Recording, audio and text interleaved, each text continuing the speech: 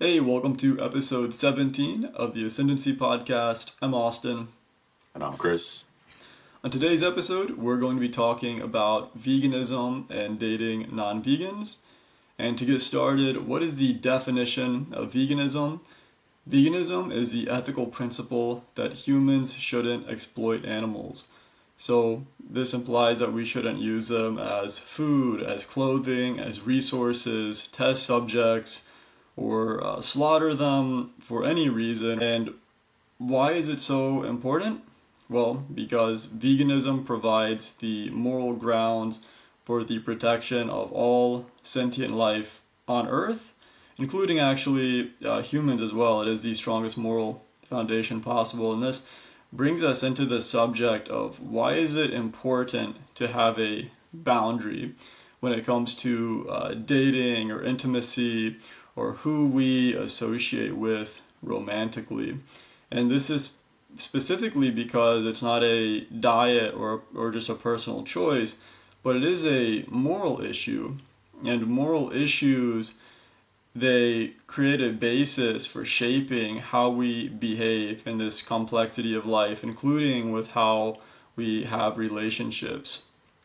And I know this is a sensitive and controversial subject, but we're going to view it in a way and handle it in a way that's detached from just purely emotion and feeling, and we're going to look into it logically. The first argument that people use, and the most common one, is that we can influence the non vegan partner to go vegan. So, a lot of vegans have this idea that this is almost a form of activism, that you can date people and influence them to change this way. Now, the issue with this is that veganism isn't a missionary project. This is an ethical stance. This is a deontological ethical stance. It's not like a utilitarian framework where we can do X for Y to result and have some kind of a calculation of outcomes. But when we look into it from a human context, would you potentially date someone who preys on humans to get them to potentially change? Clearly not. When you look at any other potential human rights violation, be that child abuse, human trafficking, any form of predatory behavior, it wouldn't be logical to say, hey, look at this person who is a child trafficker. I'm going to date him to convince him to not traffic children. As a result, the same holds true when it comes to people who are not vegan. And you don't have to date someone to influence them to change. We can do vegan activism, which is deliberate effort to educate people and show them how exploiting animals is morally wrong without having some kind of a romantic or intimate relation with them. Chris, what's your thought on that? Yeah, I think you outlined it perfectly, and thank you for getting us started on the episode. This is a common argument that I see from people in favor of dating non-vegan partners, and it just misses the mark because, like you said, it's not ethically consistent. You wouldn't date someone who preys on humans and exploits humans, and in an effort to hopefully change them over time. So why should it be any different when the oppressed victims are animals? Now, when it comes to their behaviors, like it seems like when they're buying meat at a store or if they're buying leather at a store, it doesn't seem like they are oppressing in that moment, but those consumer choices are directly causing uh, extreme violence, extreme rights violations, extreme suffering to animals. So just because at a first glance it may not seem like this person's so terrible, the outcomes of their decisions and their behaviors are very terrible for the animals. So it is ethically, it does logically make sense to look at this in that way. Like if you wouldn't do this in one context, why do it in the other context when the victims are animals? Like what's the difference in that discrimination? and thinking that one is acceptable and the other isn't. And that's a great point about how activism can be done to influence people to become vegan without dating them or being intimate with them. It's like this fallacy that some vegans have in their minds that they have to date that person to get them to change, when really you can kind of be acquaintances, be friendly, and hope to influence and educate them over time and hold them accountable to becoming vegan and becoming a more decent person through that way. Like, it doesn't have to involve intimacy, love, or sex to get them to change. And it kind of makes it like a transactional relationship. Like, you have this ulterior motive. And when we would argue it's just better to just kind of do the activism and can influence them to change without that intimacy, without that relationship. And if they show that they're truly a good person, it's kind of a litmus test of veganism. It kind of shows a person's true character when they have to be thoughtful of the world around them, thoughtful of the animals of the earth. And if you can influence them, then you can really see their true colors and see if they're actually a person worth dating, as opposed to going about the other way, getting emotionally attached to them, falling in love, and getting intertwined with a bunch of mixed emotions about being angry or upset at their behaviors, but also you love them. It's just a mess. So it just doesn't really make sense. So we'll go into the next common argument that people kind of say in favor of dating non-vegans, and it goes that there aren't enough vegans out there, especially vegan men, so I kind of have to compromise. And this is typically levied by vegan women because, in general, there's more vegan women than vegan men. I mean, arguably, a lot of those individuals are plant-based. They just kind of eat a plant-based diet and they call themselves vegan, but in effect, I usually do see this coming from women. So at the end of the day, scarcity doesn't justify compromising our ethics or the threat of loneliness. It doesn't justify compromising our ethics. We say that we care about animals, we care about advancing their liberation, and we advocate for them, and we adopt this moral principle, this way of living, to be respectful of them. It doesn't become acceptable to then just kind of throw that to the side in order to not be alone. Like, I know it can be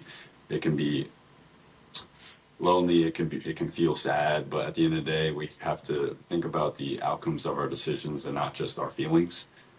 If animal exploitation becomes tolerable under a threat of loneliness, then your ethics are negotiable, and that's just completely unacceptable to the animals.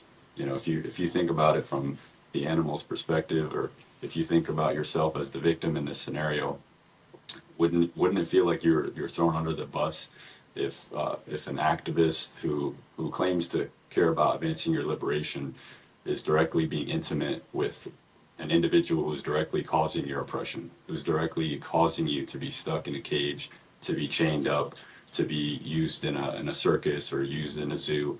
It would just be like, what are you doing? I thought you were on my side here. So that's the core point here, that our ethics as vegans aren't it's not justified to be compromising on them just because we don't want to be alone and there's not enough vegan partners. We'll get into this later in the episode, some tips on finding vegan partners, but that's my response to that. Anything to add on there, Austin, before we move on? I thought that was perfectly well said. One thing that I really liked is that you said the threat of loneliness doesn't invalidate an ethical stance. You didn't word it exactly like that, but it was a really strong premise. Because let's say you take an individual animal who's being exploited, what degree of human loneliness makes it acceptable for humans to exploit the animal? There's no factor of this equation that makes it work. Like, no matter how lonely a vegan is or a human is, it doesn't morally change anything about the animals that makes it acceptable to either exploit them or to potentially date or be intimate with someone who does exploit them. So I thought that was a really powerful thing that you said. And in counter to the first point that I made is that a lot of vegans have this idea that you can influence your partner to go vegan, But I think on the flip side, a more pressing problem is that they have the potential to influence a quote unquote vegan to be non-vegan. And the issue stems from this. If a person understands the reality of animal exploitation and they see the horrors of it, but they're willing to date or be intimate with someone who chooses to do this, this shows that they are not fully committed to this ethical principle, that it's not fully ingrained in their psyche. They don't fully empathize with the plight the animals experience.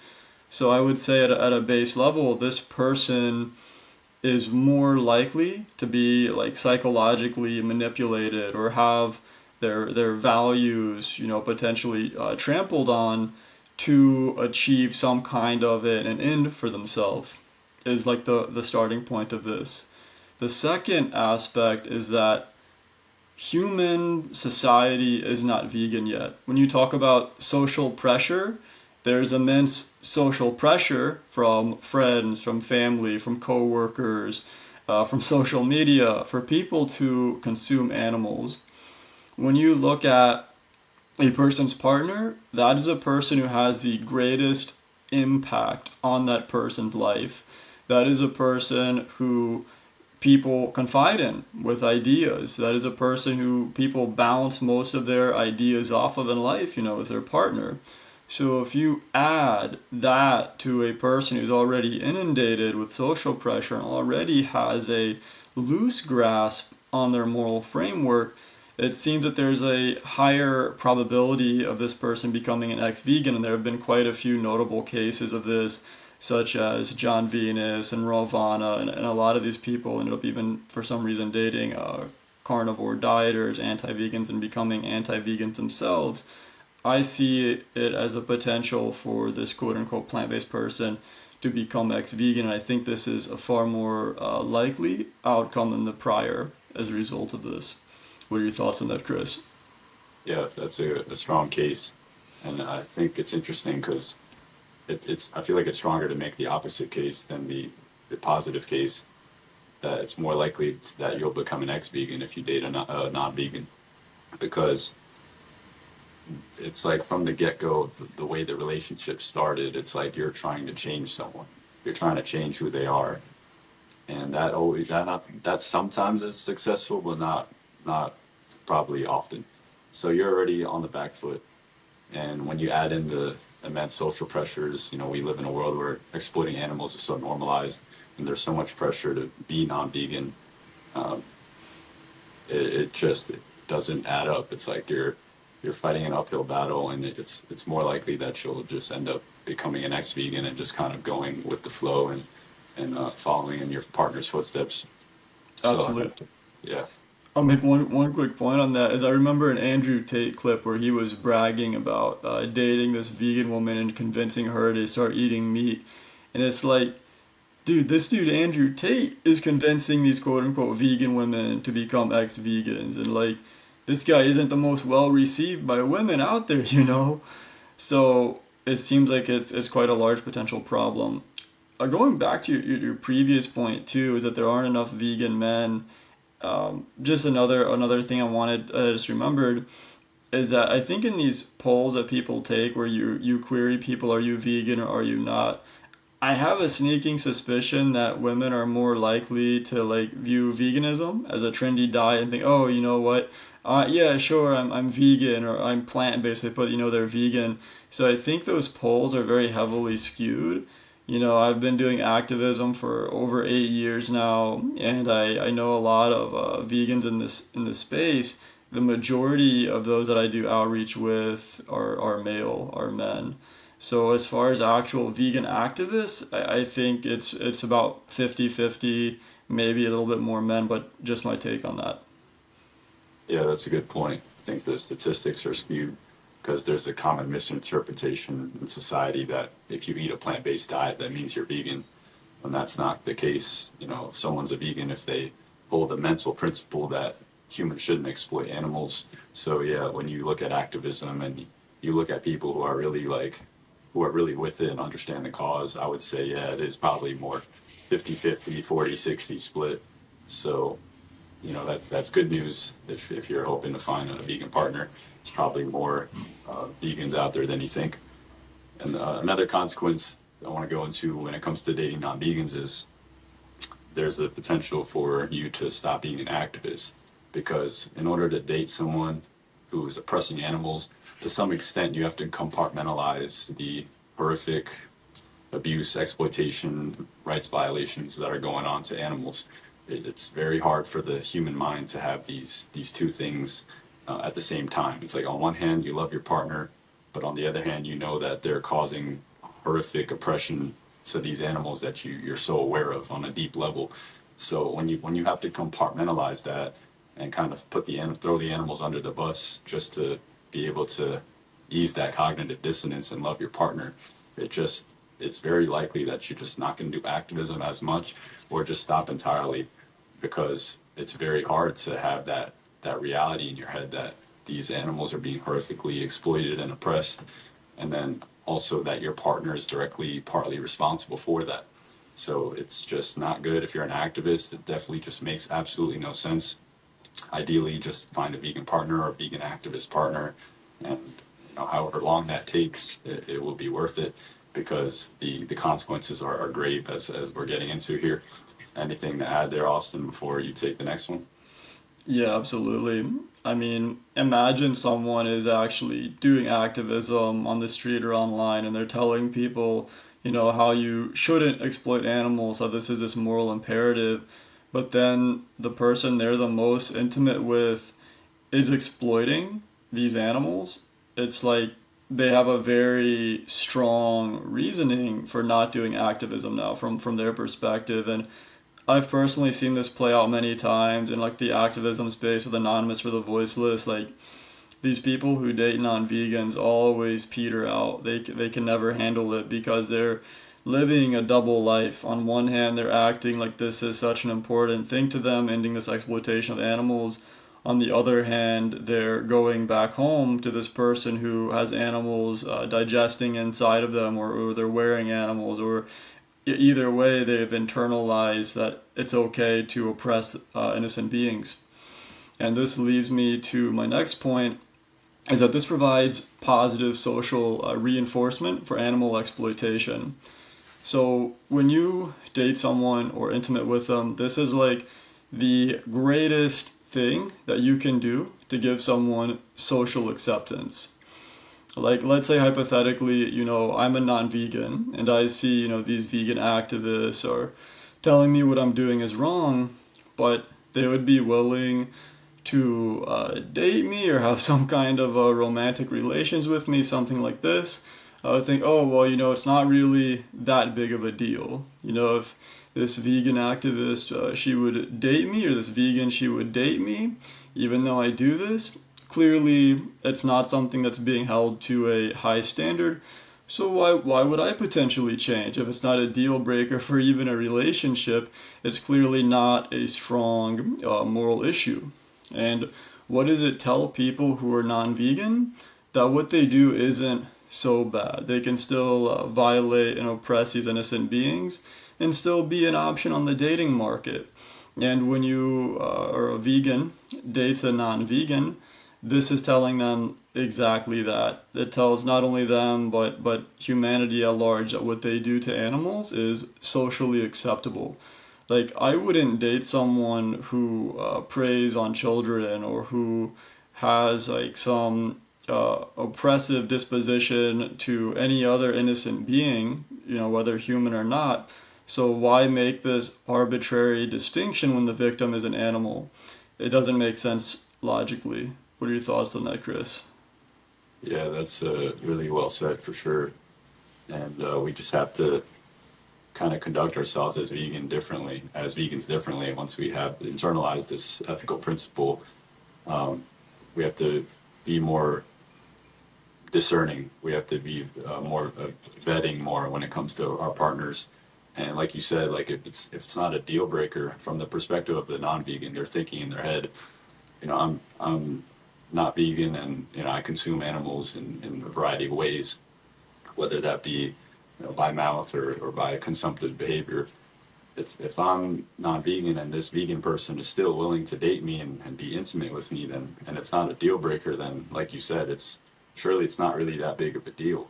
So right away you're on the back foot if you're trying to influence a non-vegan partner because you're giving them the highest form of social acceptance, the highest form of pleasure, um, of bodily pleasure if you're romantic and engaging in sex with them. It doesn't add up. So yeah, I think that was well said. And another topic relating to this that we want to get into is a different circumstance. So let's say you and your partner began a relationship years ago, and at that time when you commenced it, you both were not vegan, uh, but you have become vegan later on in the relationship, and your partner isn't vegan. And we're going to talk about, what should you do then if you were hypothetically in this scenario. So I think this is an important conversation because it doesn't always happen in the other way where the vegan is vegan from the get-go and then the partner, this potential partner, is not vegan. Sometimes it does happen where your eyes are open to this reality and you have a deepening of your values and you really understand what's going on with the animals. That can happen later on after the relationship's already started, after you've formed this close personal bond with this person for years, or even married to them and have a family with them and all that. Um, it's a tough situation, but again, we have to really think about this like logically and not be so attached to our feelings. I think in this circumstance, it's important to kind of explain and show your partner what you've seen and show them these new values that you've kind of that you've maybe always had or that you've rekindled within you to care about all sentient beings and to respect all animals. Um, I think it's good to show them what you've seen and show them what's compelled you to change and some hope to influence them to also become vegan for ethical reasons, of course. And you kind of have to draw a line in the sand, I think, where you just draw this boundary, like, this is super important to me now. These are my values, and this relationship can only really continue on if you also stop oppressing animals and start treating them respectfully. And I know this can be hard to do because you have this really deep bond with them that spans years. But I feel like this is what is kind of required of us if this is a serious moral issue, serious moral emergency, like we know it is. After your eyes are open to this, it still doesn't add up. It doesn't make sense to be intimate and with someone who's oppressing them. So hopefully they change. You maybe give it a few weeks, a few months tops. But if they are still being resistant, they're still being hard-headed, they're still giving stupid excuses, then I think it's time to kind of wrap it up and close that relationship. Those are my thoughts on it. It's definitely, I can be sympathetic to how hard that could be because you have that bond with them. But anything to add there, Austin? Yeah, I mean, this is an unfortunate situation. Definitely one that's very tough to be in, especially if people are married and, their lives are intertwined. So this isn't an easy thing to do, but I would say it's a very important thing to do. Um, for the animals, and having a strong ethical boundary that should be consistent with every, hardline ethical principle such as this. Of at some point we have to, let go of people who are predatory to innocent beings. And there's a difference between people who are uninformed and people who cognizantly commit an injustice. They could have the potential to be vegan or to be an ethical person by being vegan, but the only way to know is that if you show them the reality of animal agriculture and you fully inform yourself on what it means to be vegan and you understand these arguments yourself at a high level and you convey them to this person to give them the opportunity to change. So I would say do this, educate yourself as a vegan and as an activist, and then do what you can to show them the truth. and they will reveal their true self to you. If they're an intrinsically good, moral, open minded, empathetic person, when they see this reality of animal agriculture, they see the terror in these animals' eyes and they understand that there is no logical moral basis to exploit animals, they will change. They will change and they will be vegan. But if they're not that person and it turns out they're actually quite predatory to the innocent, perhaps dropping that person, from being your partner could be one of the greatest decisions in a person's life. I know with my personal friendships that I've had when I've been close friends with people before going vegan and then having them reveal their true selves to me, after making this change and being quite surprised by this in some cases. Well, I thought, these were empathetic, good people, but it turned out my thoughts were wrong. And then only after I lost them as friends did I realize, wait a second, when I look back on how things were and how they impacted even myself, they weren't as great as I thought they were. And I think that people find the same thing when it comes to dropping partners who aren't willing to go vegan. They find the same thing, that this is actually a burden that can be lifted. And moving on from there, it's a tough situation, potentially dating as a vegan since we're a small percentage of the population. So, what can we do to maximize our odds? And I've been in a relationship now with a fellow vegan and activist for almost 2 years, a little bit less than 2 years. And I can give you, my tips on this and just things that work in general as well.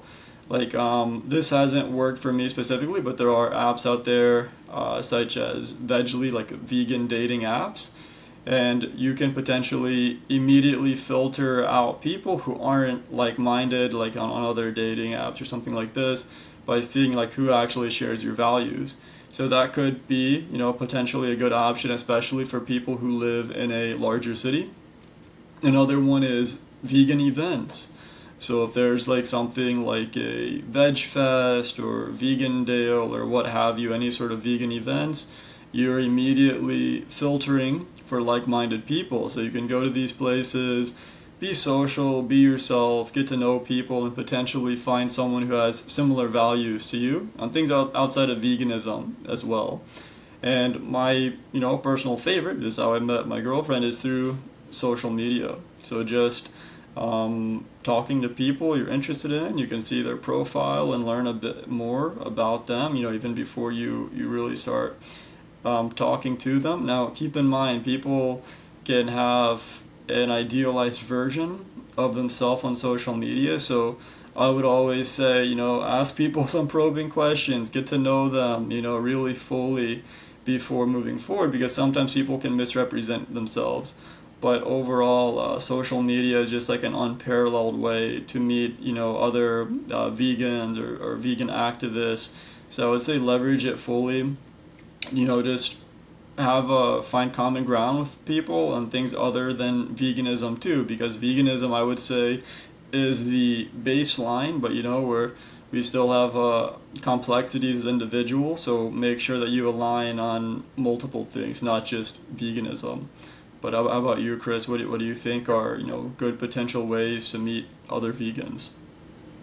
Yeah, those are some good tips. I think another great way is activism, of course. It goes without saying, but engaging in vegan activism, being, side by side, shoulder to shoulder with other people who are passionate about this cause, or getting out there. I mean, it doesn't have to be in person. It could, of course, be online activism too, and in different varieties. But meeting people through this shared activities is just a great way of finding like-minded vegans who are really with it, who really understand the cause, who are actually getting out there and speaking up for the animals, trying to advance their liberation. This is a really great way to meet a vegan partner. And I I see on social media a lot of vegan couples that I see they did meet through activism. So that could be in person, that could just be online, different things involving social media, like Austin said. So I think that's a great tip. And another one that's I think that's slept on, that's some decent advice is actually wearing clothing that has vegan messaging on it, whether that be, t-shirts, hoodies, maybe having like a tattoo that's pertaining to veganism, like something on your person that makes it, that displays that you're vegan.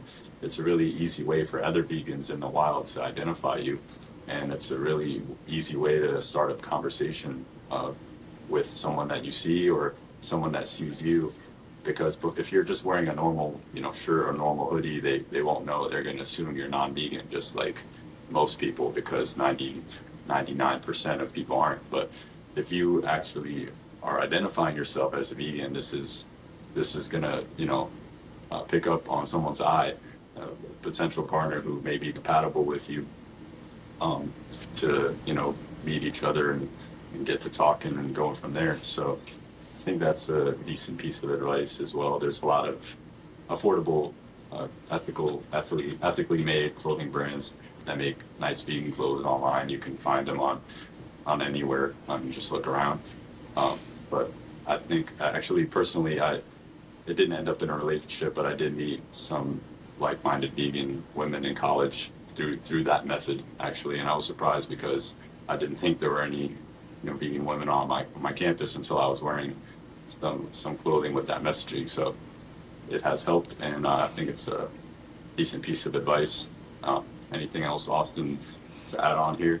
Or I mean, I think that's well said. I think having some vegan clothing, it also just like normalizes veganism a bit more. Like, hey, you're a normal dude, a regular, like, clean cut, sharp, smart person, and you're a vegan. Other people are like, oh, that guy's vegan. Maybe these stereotypes I hear online aren't true. So I think it's just a good thing in general, for vegans to show that they're vegan. And another thing that I want to end on is that this position that we have and that is logically consistent in my eyes, it can seem extreme or overly confrontational or unrealistic or something like this to a lot of people who haven't given it full thought. But when you look at it in this way that's devoid of emotion and logical, and you look at other scenarios of injustice, why have a double standard when the victims are animals? Why, when the victims are animals, should humans just completely deny their moral responsibility? And this is actually how we've led as a species to where we are right now with this global exploitation of animals. That when the victims are animals, it doesn't matter. When it comes to every other injustice, like humans recognize on some level, hey, you shouldn't exploit or enslave or torment other humans. But as soon as the victims are animals, people want to throw away this moral consistency. And I think that this is another area, another subject where people do potentially throw away this moral consistency and they do put animals in a separate category that normalizes their exploitation. So, as vegans and especially as activists, we really do have an obligation to stand up and say, hey, this isn't aligned with my values. I'm not going to date or be intimate, romantic, sexual, etc. with someone who goes against not just my values, but justice for all innocent beings. So this is a very, very important subject. And people say things like, oh, I got my partner to go vegan, or I can convince my partner to go vegan, or something like this. And it's like, we don't need to go there. We can do activism and put deliberate, conscious, high quality work into invoking change on a larger basis rather than, potentially getting one person to go vegan who could also be potentially lying to get with you. And this is a very, very common occurrence as well. You can channel your energy into making change in a bigger way. So I would encourage this. Get this one aspect of your life aligned with veganism and then put in the work to do things on a bigger scale through activism. And you'll get far more people to go vegan. You'll do so in a logically and ethically consistent way. And you can respect yourself as well by not compromising your morals out of loneliness or something like this. And it's not like super easy, for vegans to meet other vegans or get in a relationship or something like this, but it's worthwhile. Why would someone want to be in a relationship with someone who goes against the values they claim to have? Why not allow yourself to have a partner who's intelligent and empathetic and thinks the way that you do? Why would you sacrifice your morals for something like this? It doesn't make any sense to me.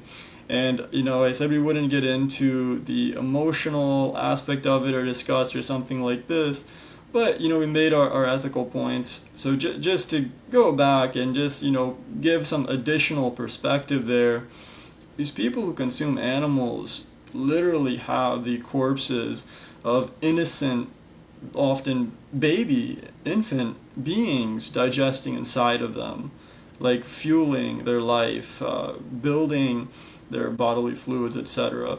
Why would you want to be intimate with someone with the actual corpses of the innocent inside of them? This to me is so baffling and so disturbing. I don't understand this.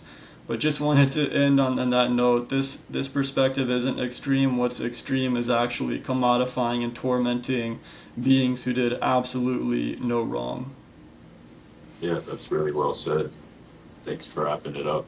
Before we close it out, I do want to end with a quote that I kind of composed that I've kind of feel like it just wraps up this whole subject very well.